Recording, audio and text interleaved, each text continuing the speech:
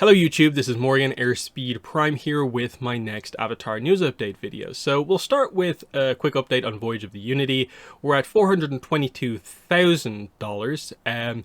We have not met another stretch goal since, but they have revealed more stretch goals, basically. So in their new update, they go over this. This was the last one we had, 475. We're still waiting to meet this for the upgraded covers and the world map now becoming cloth.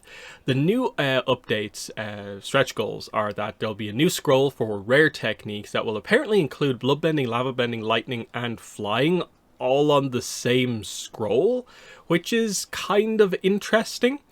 But again, it is just an option for the higher tiers. Again, it's, it'll get over 500,000 and you can buy more rather than it actually adding anything for free onto any tier. The more notable stretch goal is for 600k, where they'll add a second poster map and box foil to the higher tier editions.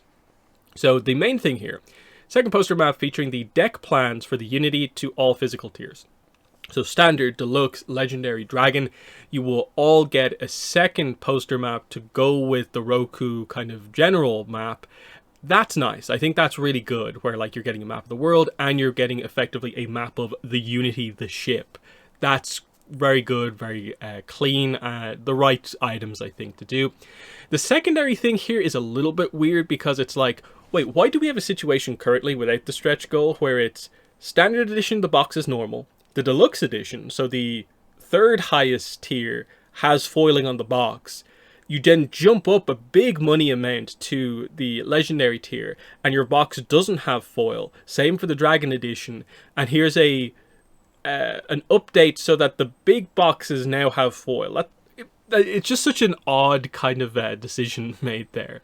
Mainly with regards to just the deluxe edition, about like why it has foil from the start and how badly they changed all that stuff for the deluxe edition. But anyway. So yeah, then they go over just all the details about this because of how confused they've made everyone in the comments about this with how bad the wording has been. Look at the amount of explanation they need to tell you that, okay, if everything gets unlocked, you're going to have to get the Dragon Edition and then add on 3 scrolls to get everything that you need out of this. And it's like, okay, I think I understand. But still, that's kind of crazy. Like, it's already expensive and then like add on like 150 more. It's a bit rough. But the big thing here, new legend art reveal. So we get the art, the official art for Minister Lanzig, Earth Kingdom Minister, the guy sent here by the Queen of Amashu, Guozun.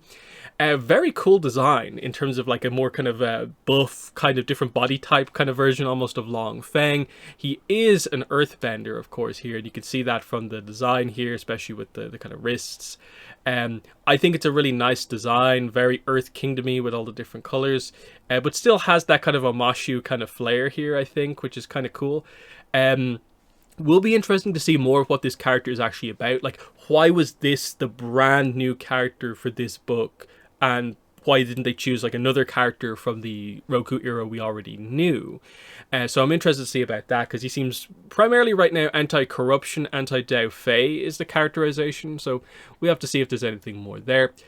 Big update actually here. I'm very excited for this one. So we'll have a special Kickstarter update devoted to Alexandria Manik next week. So that's actually this week, because this is from a few days ago, where we'll include more pieces of her art and how they're being used in Voyage of the Unity. That's cool. Art focus on the artist, showing more art. That's exactly what they need to do at this point in time, which is to kind of highlight what's actually in the book, more than what they've said already. Just like, what's the layout going to be like? Show us more of that art. This is why you should come in and back this stuff. Here's how much new art there's going to be, that sort of idea. So really cool, really excited for this. I do wonder how much they are going to show. I definitely would like at least a look at the Unity. Will they give us all the Legend NPCs? I'm not really sure. Because I think we already kind of have half seen Teak, I'm guessing they'll reveal Teak in full to us and maybe leave Uzuku Yuyan for the end, but we'll see what happens there. Also, they have a Reddit AMA coming up tomorrow on the Reddit at 5 p.m. Eastern. Not sure how much new stuff is going to come out of that, but hey, it's a thing. So yeah, we're mostly just waiting here to see how the money amount goes. Again, we're still like 50k away from the third last stretch goal, but we're halfway through, so it's going to be, I think, somewhat slow throughout the next section unless they do a little bit more marketing, like they get the official, the original RPG account to post again. They maybe get some of the official Avatar social media accounts to post about it, which I assume they will do at least in the final run-up to give it the best shot at hitting the big numbers towards the end. There'll always be a bit of a bump towards the end once everyone sees what is available. But that's how it's doing right now. So, again, I'm excited for that Alex Monique update, but definitely interested to see how it goes from here. I can't see it just completely stalling and not hitting any more stretch goals, but I would like it to hit that 600k to get the other map of the Unity involved as well.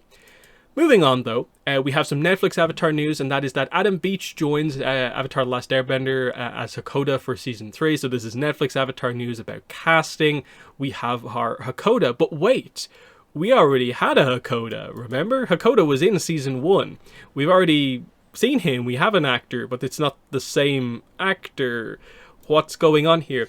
Because what's so weird about this is that apparently Deadline got the exclusive details on this from a source in the production, revealing that this is actually the quote-unquote just the Hakoda, but it's the new Hakoda. And it's baffling that nowhere in this article does it say that it's a recasting. They don't mention that Hakoda was in it kind of previously. It's really weird. Like, they mentioned that fans have campaigned for this guy to play the character, but that's about it. So what's the situation here? Why do we have to do a recast? Because I don't remember people having an issue really with Hakoda from Season 1 in terms of the actor.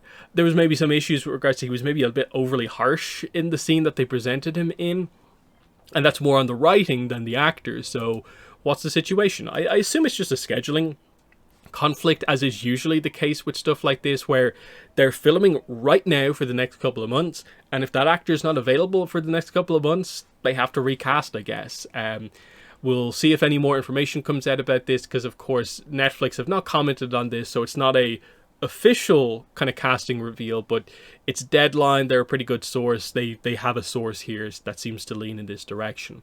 Now, of course, Hakoda is going to have, I guess, more scenes than he did in Season 1 in Season 3, because he's going to be, I guess, involved in the invasion, which there's no way they're not going to do. Boiling Rock, I can't see them skipping, and other bits and pieces as well. So it's more of a role here.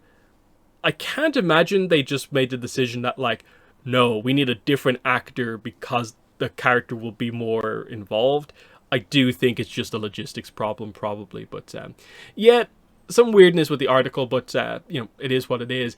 I've said many times before, the actors, I think they're in general doing a pretty good job of picking them, and it's mostly on the writing that determines if the show is good or not, which is unfortunate, but it is the truth, I think. And then just wrapping it up with just some thoughts about kind of news going into the future, like what's coming up soon. We do have some publishing stuff coming out. So first one here, Lost Adventures and Team Avatar Tales Omnibus Edition coming out on the 17th of June. So in just over 2 weeks, we're getting the Omnibus Edition of the 2 short story collections. This is already available as a hardcover. This is going to be exactly the same book, basically, just without the hardcover and a little bit smaller, the same size as the original Lost Adventures and Team Avatar Tales. Will be interesting to see if, say, there's anything with the spine image. Maybe it goes at the front. It fills in the other side of the spine image. But other than that, I'll do a video on it, but not too much to say there. Similarly, another kind of reprint style book here, Dawn of Yang Chen paperback edition, is coming out on the 24th. So this is the first time that this book will be available in paperback. And then because it's 1st of July, so we're under a month away from this, How to Draw Avatar The Last Airbender is out 1st of July as well, coming up soon. But interestingly, we do have preview pages at long last for this. So let's quickly go over these. So there's the cover, there's the kind of inside cover, highlighting that you can do it with markers, pencils, coloring pencils, that sort of stuff with paint. Here's a rough idea of how to use it, highlighting that I guess Momo will be in the book.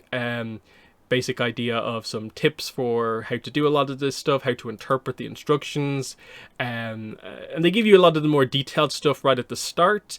Then some tips specifically, I guess, for Avatar about the clothing might actually be a bit more challenging. Here's some tips on the clothing, which is kind of interesting. I guess also highlighting that these specific images will be the ones that they do over the course of the book. Some of these stock pieces of art that we've seen before.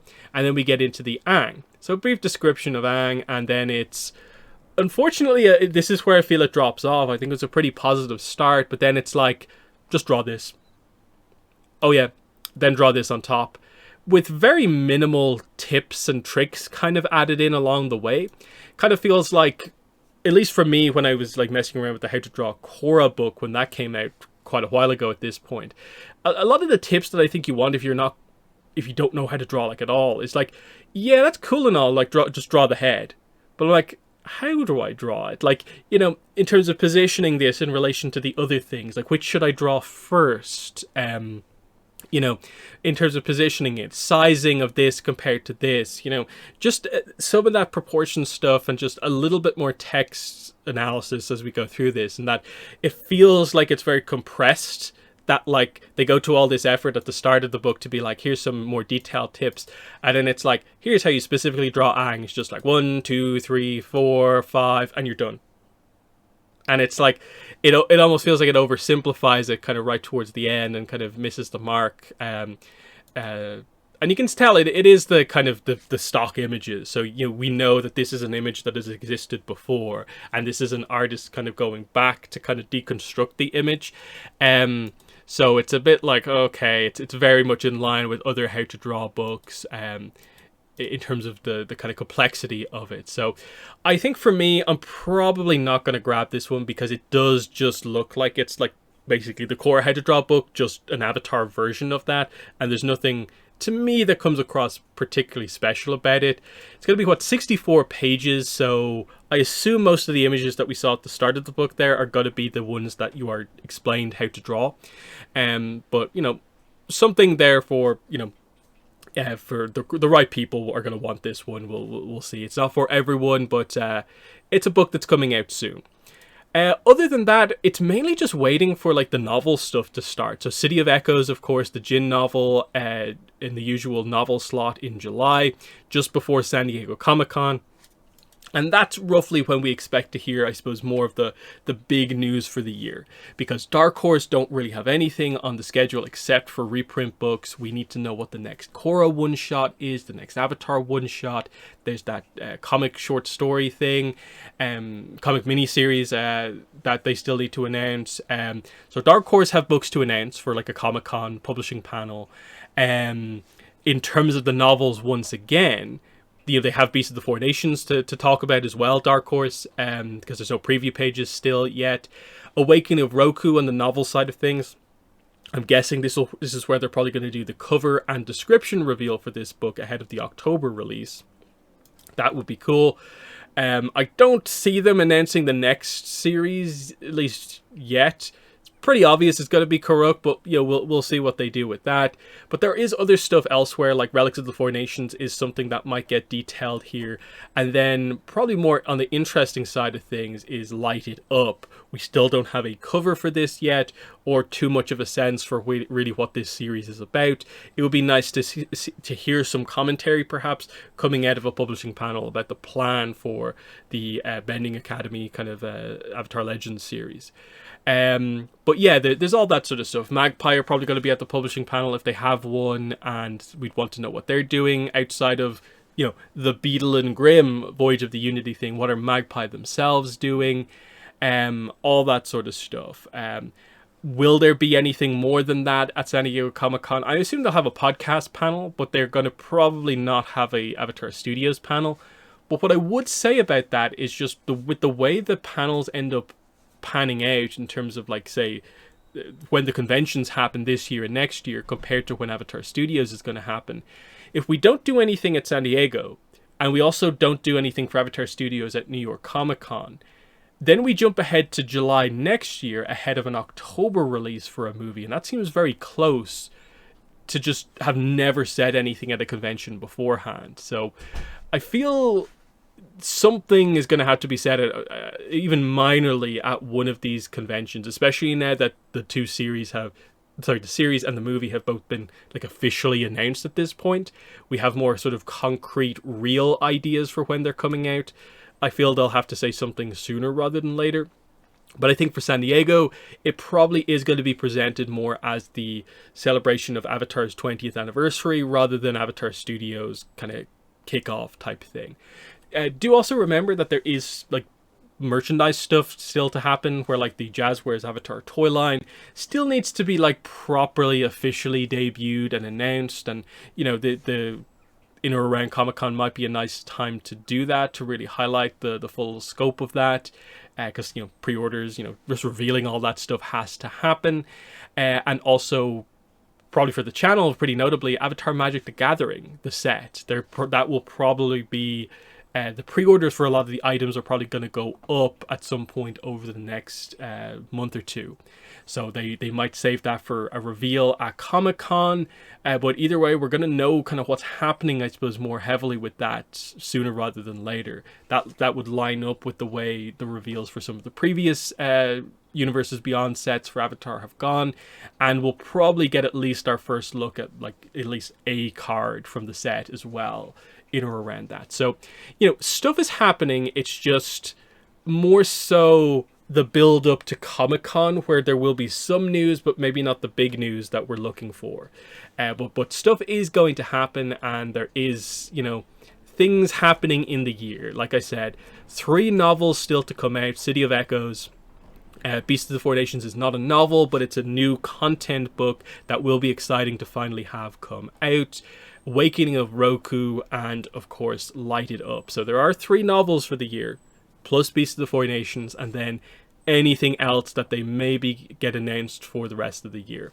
That's probably the big thing, probably for Dark Horse, is that I would really like it if they were able to get a book out before the end of the year, like the next Korra or the next Avatar one-shot to be like a December release would be really nice. But I have a feeling that it probably is early next year's stuff, but we'll have to wait and see. So in the comments, let me know what your thoughts were on all this sort of stuff. Voyage of the Unity Kickstarter update, a recasting for Netflix Avatar with Hakoda. What are your thoughts on that? And then just any sense for what you think is going to happen over the next couple of months with, you know, publishing, announcements. Will they do anything more than what we expect at San Diego Comic-Con? And yeah, preview pages for the How to Draw book. What are your thoughts on this? Does this interest you at all? Let me know below. But otherwise, that has been the video. Thanks for watching, and bye.